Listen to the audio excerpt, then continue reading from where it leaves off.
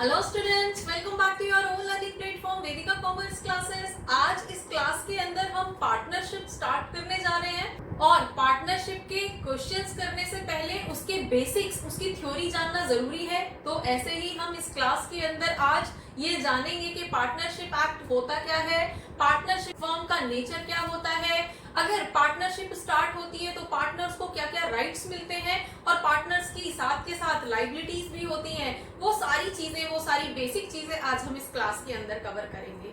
ठीक है, तो सबसे पहले इंडियन पार्टनरशिप एक्ट 1932 हमारी कंट्री के अंदर पार्टनरशिप फर्म्स के ऊपर एप्लीकेबल होता है। डन। पार्टनरशिप होती क्या है? पार्टनरशिप मतलब जब दो या दो से ज्यादा लोग एक साथ मिलके एक गिवन ऑब्जेक्टिव को अचीव करने के लिए एक साथ काम करते हैं, वो ऑब्वियसली फॉर मॉनेटरी बेनिफिट्स। ठीक है, तो ऐसे केस में हम उस ऑर्गेनाइजेशन को पार्टनरशिप फर्म्स बोलते हैं। अब जब दो या दो से ज्यादा लोग वहां पे रहते हैं तो डिस्प्यूट्स के चांसेस भी होते हैं। ठीक है, बहुत सारी चीजें होंगी, सबके डिफरेंट माइंडसेट होंगे, ऑर्गेनाइजेशन को कैसे चलाना है उसके लिए कुछ रूल्स रेगुलेशंस हमारे इंडियन पार्टनरशिप एक्ट के अंदर डिफाइन किए गए हैं, जिसमें पार्टनर्स की लायबिलिटी, पार्टनर्स की रिस्पॉन्सिबिलिटीज और पार्टनर्स को मिलने वाले राइट्स यहाँ पे एक्सप्लेन किए गए हैं। ठीक है, तो उससे पहले हम समझते हैं कि पार्टनरशिप एक्ट का नेचर कैसा होता है। नेचर मतलब हम नॉर्मली किसी भी बिजनेस के लिए बोल देते हैं that is a separate legal entity. कोई भी ऑर्गेनाइजेशन, हमने 11th क्लास से हम अकाउंट्स पढ़ते आ रहे हैं, that is separate legal entity. हमेशा से यही तो पढ़ा था। जब अकाउंट्स स्टार्ट किया था तो फर्स्ट बेसिक कॉन्सेप्ट जो हमने पढ़ा था that was separate basic entity, है ना।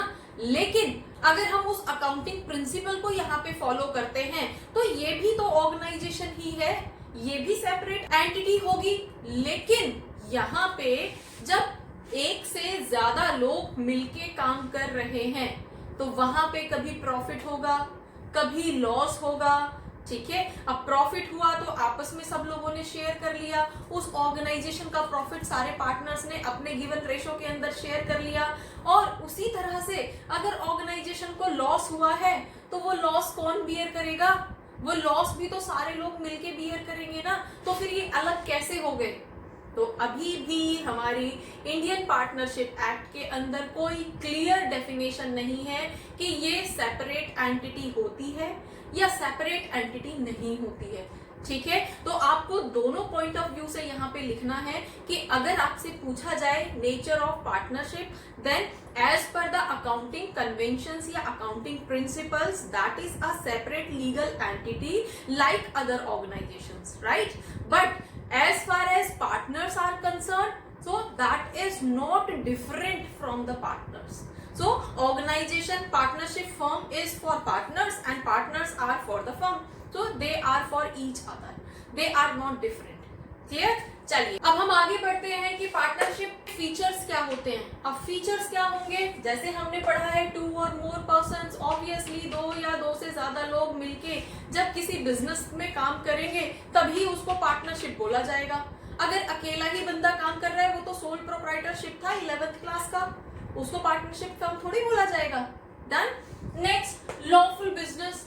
ऑब्वियसली जब भी कोई भी बिजनेस हो रहा है, आप चाहे सोल प्रोप्राइटरशिप कर रहे हो, चाहे आप कोई भी पार्टनरशिप फर्म चला रहे हो, कोई भी, वो बिजनेस आपका लॉफुल होना चाहिए।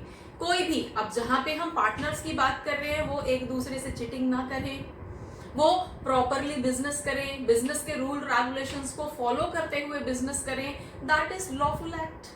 Fine. Then profit and loss sharing. Obviously जो भी गिवन रेट, जो भी डिसाइडेड रेट है उनके प्रॉफिट या लॉस के शेयरिंग का, वो दोनों ही उन्हें शेयर करने चाहिए।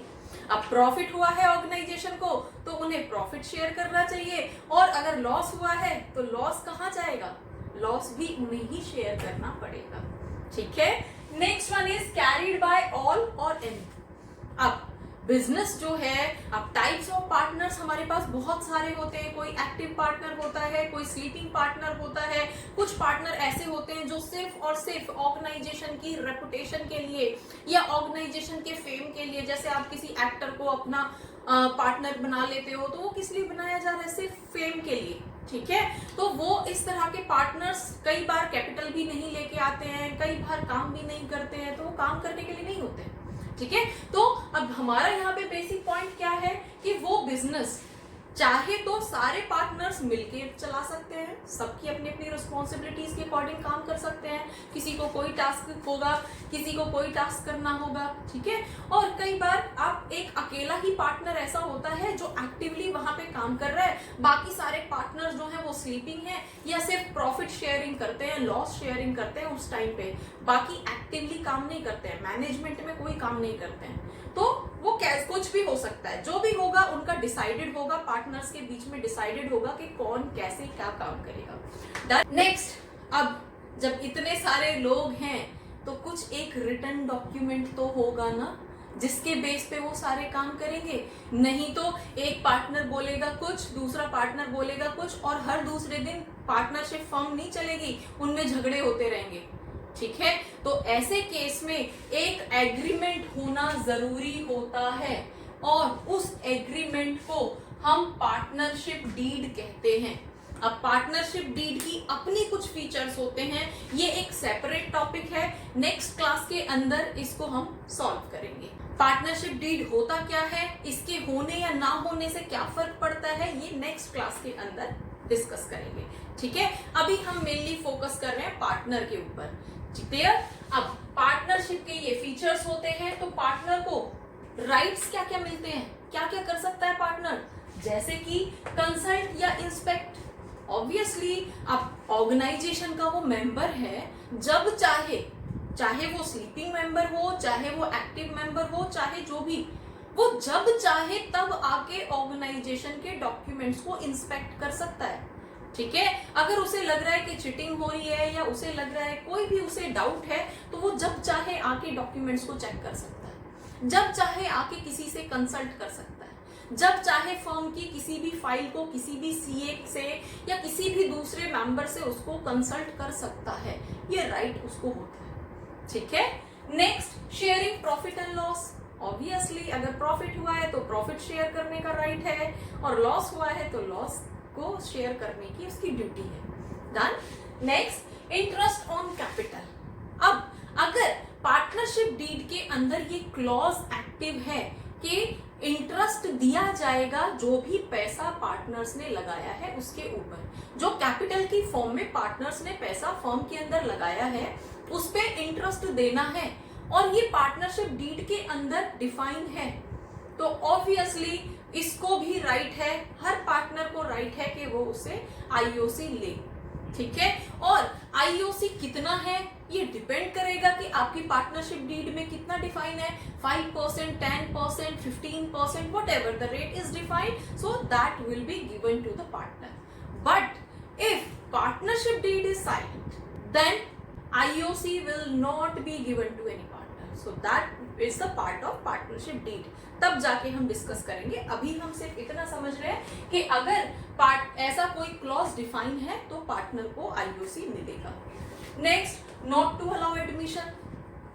पार्टनर के पास ये राइट है, अगर वो नहीं चाहता कि कोई बंदा एडमिशन ले तो वो स्ट्रिक्टली मना कर सकता है, और इतने सारे पार्टनर्स में अगर एक भी पार्टनर ने मना कर दिया तो उस बंदे का एडमिशन नहीं हो पाएगा, वो बंदा हमारे फर्म के अंदर पार्टनर नहीं बन पाएगा, ये राइट होता है पार्टनर का, ठीक है।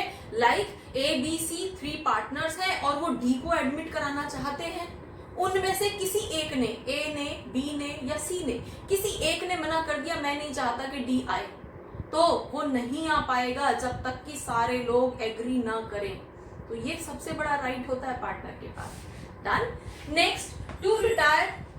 अब राइट टू रिटायर जब चाहे तब रिटायर हो सकता है, ठीक है, जब चाहे पार्टनर तब रिटायर हो सकता है, ये बेसिकली पार्टनर पे ही डिपेंड करता है, तब तक उसे रहना है तब तक रहेगा, जब उसे रिटायर होना है तो, लेकिन उसके रिटायरमेंट से दूसरे पार्टनर्स को हार्म नहीं होना चाहिए, दूसरे पार्टनर को किसी तरह का लॉस नहीं होना चाहिए उस पॉइंट ऑफ टाइम पे, ठीक है। तो एक गिवन नोटिस उसको देना पड़ेगा उसके लिए। अब वो नोटिस डिपेंड करेगा ऑर्गेनाइजेशन टू ऑर्गेनाइजेशन, कितने दिन का नोटिस देना है, 30 डेज का देना है, कितने दिन का देना है, वो नोटिस उसे देना पड़ेगा, ठीक है। और वो जब चाहे रिटायर हो सकता है। Next, participate.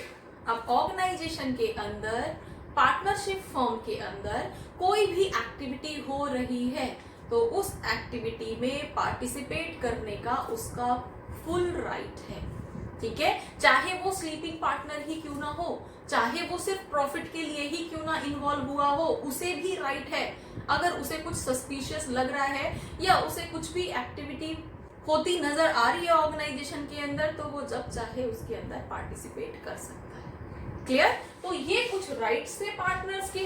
अब क्विकली उसकी लिमिटेशंस भी पढ़ लेते हैं। उसकी लायबिलिटी, अब राइट मिले हैं तो ऑब्वियसली रिस्पॉन्सिबिलिटी भी तो आएगी ना पार्टनर के ऊपर। अब रिस्पॉन्सिबिलिटी क्या है? जैसे कि टू एक्ट अकॉर्डिंग डीड।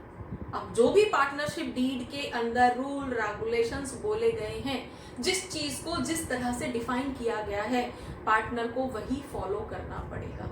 अपनी तरफ से कुछ भी नई डिमांड नहीं ला सकता, ठीक है। और अगर कोई फीजिबल डिमांड वो लेके आता है तो बाकी सारे पार्टनर्स भी उसको एक्सेप्ट करेंगे, तभी जाके वो चीज एप्लीकेबल होगी। अगर एक भी पार्टनर, हम इस राइट की बात कर रहे थे ना, ये हर चीज पे अप्लाई होता है।